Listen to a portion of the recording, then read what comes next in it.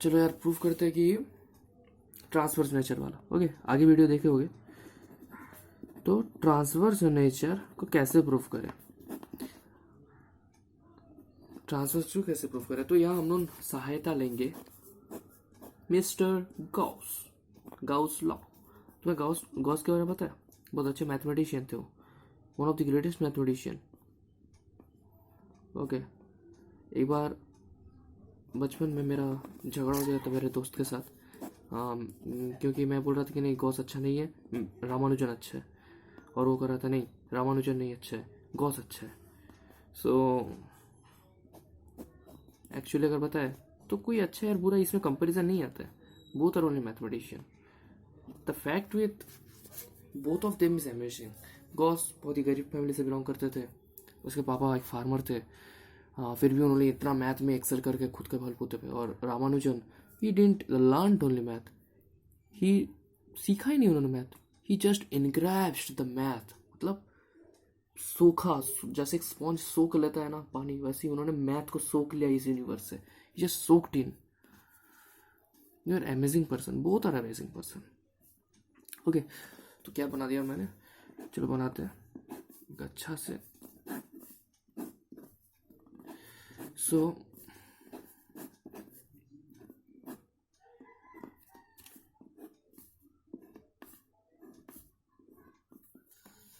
C let's take this as अपना cuboid. हाँ, अब तुम्हें तो दिखाई था कि इलेक्ट्रिक वेव जैसे मूव कर रहा था, आगे वाला मैं वही वैसे ही मूव करने वाला एक वेव लूंगा मैं।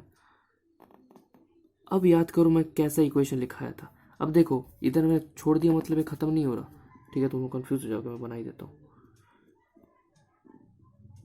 ये रे है, what is does a ray means? Ray means having one starting point and no end point, that's why light is a wave. अब इधर मैं कुछ गंदा हो गया, ठीक है ठीक है, don't take it seriously. Okay, so दिख रहा है तुम लोगों को एक वेव है, तो इसका इक्वेशन क्या होता है, electric field equal to E naught sine of k x minus omega t. कौन से डायरेक्शन पे उठ रहा है बैठ रहा है, जे कैप में, वाई वाई में, ये एक्स है और ये जेड है, तो वाई में, तो इसको जे कैप लिखते हैं। अब देखो मैं क्या कहना चाहता हूँ, इसका मान लो 3 कंपोनेंट में निकाल सकते हो ना, कोई भी पोजीशन पे जाओ, चलो इस पोजीशन पे आ गए, तो इसका तुम 3 कोऑर्डिनेट निकाल सकते हो, 3 कंपोनेंट्स, एक एक्स के पैरेलल, एक वाई के पैरेलल, एक जेड के पैरेलल निकाल सकते हो। तो 3 कंपोनेंट को ई एक्स, ई वाई और ई जेड कहते हैं।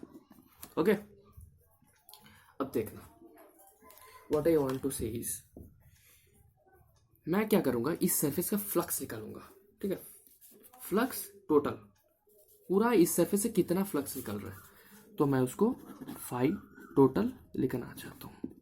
तो फाई टोटल इक्वल टू, अगर देखोगे तो एक है ये वाला ऊपर वाला सरफेस, ओके, तो हम डायरेक्ट वैल्यू लिखते हैं।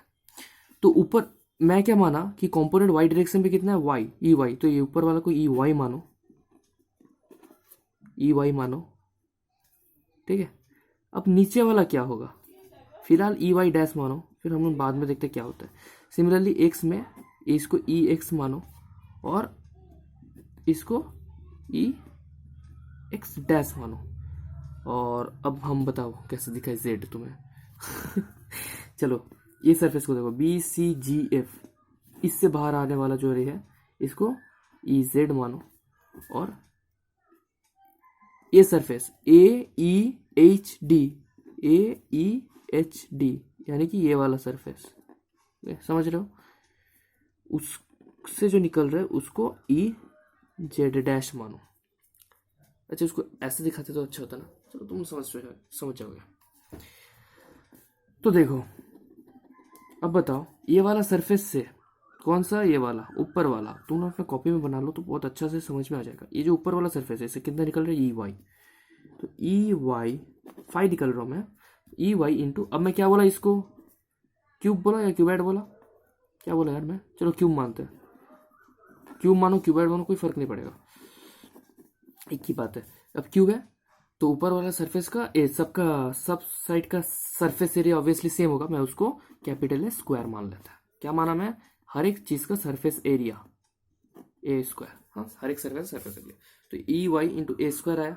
सिमिलरली उसका ऑपोजिट वाला क्या है, क्या ई वाई डैश इंटू ए स्क्वायर। सिमिलरली एक्स से निकलने वाला को ई एक्स ए square plus E X dash ए स्क्वायर प्लस ई वाई तो लिख दिया यार मैंने, बताते नहीं यार तुम लोग। E Z A square plus E Z dash A square हो गया।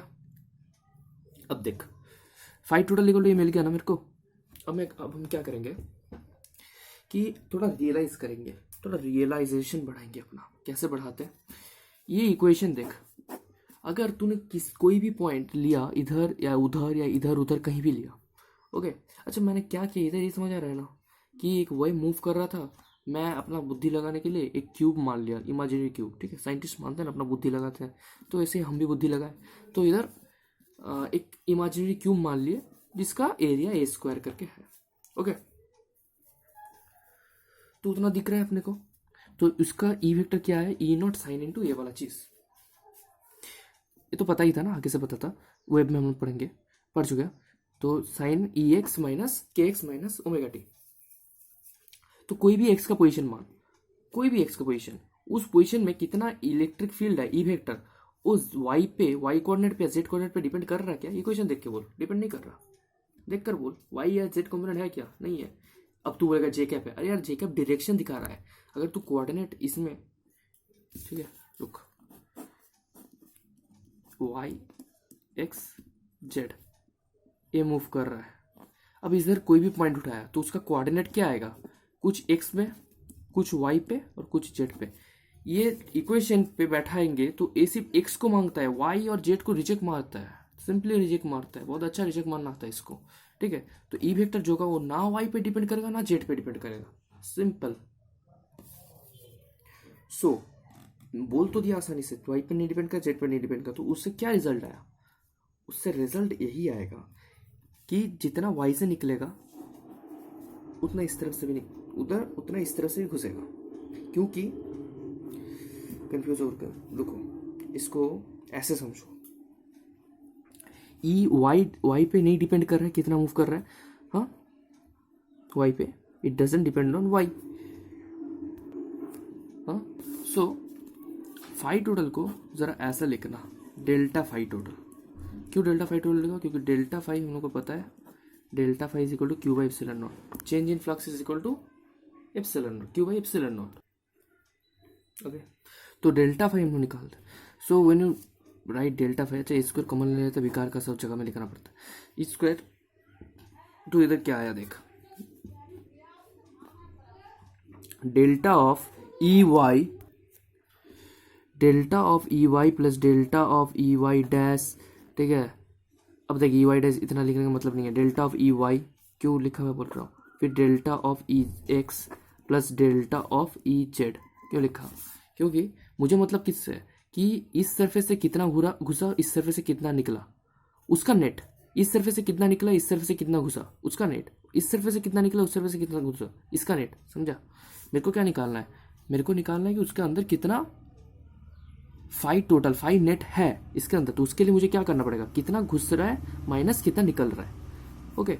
तो देख अगर वाई पे नहीं डिपेंड कर रहा है तो वाई पे इलेक्ट्रिक फील्ड जितना भी ऊपर या जितना भी नीचे आ जाए कांस्टेंट रहने वाला है। तो इस पॉइंट पे जितना होगा इस पॉइंट पे भी उतना ही होगा, समझा?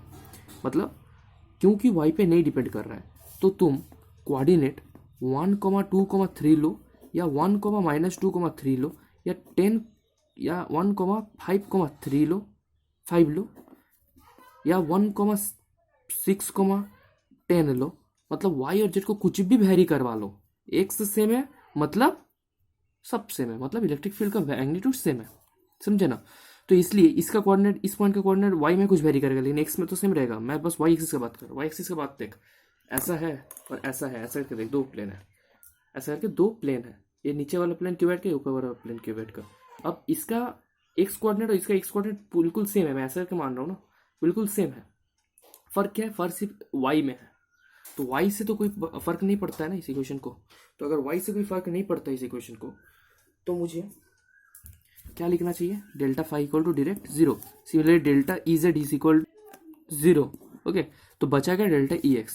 सो व्हाट इज ई एक्स, लिखो E X is equal to delta E X is equal to E X minus E X dash या फिर E X plus E X dash कुछ भी लिखो, delta five. Now what happens in electromagnetic wave, कि electromagnetic wave में एक wave है, अगर वेव मूव करता है, in wave we know medium do not move, क्या होता है, पार्टिकल उठता बैठता है, चार्ज उठता, मतलब इसका मीडियम में पार्टिकल जो है उठता बैठता है, ठीक है। इससे चार्ज का कोई मोशन नहीं होता, मतलब इतना पक्का है कि इधर से कोई ना कोई चार्ज घुस रहा है ना कोई चार्ज निकल रहा है, इतना तो पक्का है। मतलब डेल्टा फाइव क्या होता है, क्यू बाई इप्सिलॉन नॉट। अगर क्यू जीरो है, क्यू इनक्लोज जीरो है, तो ये वाला पूरा जीरो हुआ, समझे ना क्या बोले हम, कि ये वेव है तो वेव में ना कोई कैरी हो रहा है, कुछ तो चार्ज नहीं कैरी हो रहा है, क्या कैरी होता है, एनर्जी कैरी होता है, तो चार्ज कैरी नहीं हो रहा है, तो ना कोई घुसा ना कोई निकला चार्ज, इलेक्ट्रिक फील्ड घुसा लेकिन ना इसके अंदर तो कोई चार्ज नहीं है। तो A square equal to E X minus E X dash equal to zero आ गया। अब ये जब जीरो आया, देख दो प्रोबेबिलिटी है, अगर आइदर ये पॉसिबिलिटी है E X minus E X dash either zero हो जाए, या फिर दोनों का दोनों E X equal to E X dash equal to zero हो जाए। अब ए स्क्वायर नहीं जीरो होगा, क्योंकि ये मैंने कुछ एक डिफिनाइट एरिया मान के लिया है ना, तो फिक्स एरिया है। अगर ये जीरो हो गया, अगर ऐसा ये वाला कंडीशन होता है पहला कंडीशन, तो इसका रिजल्ट क्या है पता, E X equal to E X dash. अब कितना अजीब है देखा, मैंने इधर जो मिला उधर ये भी उधर वही मिलेगा, ऐसा हो सकता है क्या। इधर कुछ पार्टिकुलर वैल्यू ऑफ एक्स है, मान ली इसका पॉइंट का कोऑर्डिनेट है 2,1,1, और मैंने वाई जेड नहीं वेरी करवाया, जेड को एक्स को वेरी करवाया, 3 किया 1,1, ये बैठाएंगे तो अलग ही क्वेश्चन है, अलग वैल्यू आएगा, क्योंकि एक्स का जब 2 है, और ये बैठाएंगे तो अलग वैल्यू आएगा। तो ऑब्वियसली दोनों के केस के लिए दोनों अलग अलग वैल्यू है, ई एक्स और ई एक्स डैश का अलग अलग वैल्यू है, लेकिन ये बता रहा है कि ई एक्स ई एक्स डैश, तो ये तो हो ही नहीं सकता। तो हो क्या सकता है ये, इसका मतलब क्या हुआ, this wave has no component in direction of X axis, okay, in direction of X axis, क्योंकि ई एक्स और ई एक्स डैश दोनों का दोनों डिरेक्शन ऑफ एक्स एक्सिस पे, in direction of X axis we have no component of electric field. तो देख direction of X axis पे अपना इलेक्ट्रिक वेव का, क्योंकि मैं उधर इलेक्ट्रिक वेव माना था, ठीक है, मैग्नेटिक तो नहीं माना था, इलेक्ट्रिक वेव का कोई कंपोनेंट नहीं है, इतना तो पक्का हो गया कि E X equal to E X dash equal to zero है। सिमिलरली मैग्नेटिक वेव में कोई खास फर्क नहीं पड़ने वाला है, सिमिलरली तू खुद प्रूव कर सकता है, ये टास्क है, चलना खुद कर, किस कैसे बी में भी जीरो होता है, similarly B X equal to B X dash, same process है, इक्वल टू जीरो हो गया। तो इतना क्या पता चलता है कि डिरेक्शन ऑफ मोशन पे, डिरेक्शन ऑफ प्रोपागेशन पे, डिरेक्शन ऑफ प्रोपागेशन पे, किसका प्रोपागेशन, वेव का, direction of propagation of wave, in लिखना यार भूल जाता हूं हर बार, in direction of propagation of wave we have no compo, obviously component, क्या सोचा कंप्यूटर बोलूंगा, we have no component of electromagnetic wave. Okay, तो in direction of propagation of कुछ भी यार क्या था, wave, propagation of wave, we have no component of electromagnetic wave. This proves, therefore it proves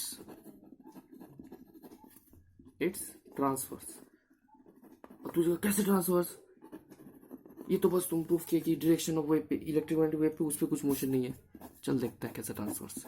अगर लॉन्गिट्यूडनल होता ना, अगर लॉन्गिट्यूडनल होता तो इधर कुछ जो पार्टिकल है, मतलब मीडियम है, ऐसा ऐसा करके मूव करता, ऐसा ऐसा ऐसा ऐसा मूव करता, समझे ना, कैसा, ऐसा ऐसा ऐसा ऐसा, और इसमें ऐसा ऐसा ऐसा ऐसा मूव करता है।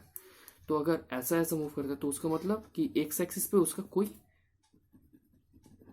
क्या नहीं है, कंपोनेंट नहीं है, कंपोनेंट नहीं है इलेक्ट्रोमैग्नेटिक वेव का, इलेक्ट्रिक या मैग्नेटिक फील्ड का। अगर लॉन्गिट्यूडनल होता तो फिर ऐसा करके उसका मोशन ऐसा होता, यानी कि क्या, देख ये है वेव, ऐसा करके वेव जा रहा है, ठीक है, ऐसे करके लॉन्गिट्यूडनल वेव जा रहा है। अगर पार्टिकल ऐसा ऐसा ऐसा ऐसा मूव करता है तो एक्स एक्सिस पे है ना, कंपोनेंट है, क्योंकि इधर इधर मूव कर रहा है। हाँ फिलहाल वाई और जेड पे नहीं है, लेकिन एक्स एक्सिस पे है, उस केस पे ये दो चीज जीरो नहीं आते, ये दो चीज तब जीरो नहीं आते। तो प्रूफ होगा इसका ना, और अच्छा डिटेल एनालिसिस हम बता सकते हैं, ठीक है, विद डिटेल डिमॉन्स्ट्रेशन कि क्या होता है, लेकिन वो at the end of the chapter. ये क्यों मैं बताया, ये मतलब ड्यू टू सिलेबस में है, ये काफ़ी है यार, ये प्रॉपर्टी ये जितना होता है काफ़ी है। कुछ डाउट है तो बताओ यार कमेंट, हम भी जाने क्या डाउट है। सो थैंक यू, अब मिलते हैं नेक्स्ट लेक्चर पे।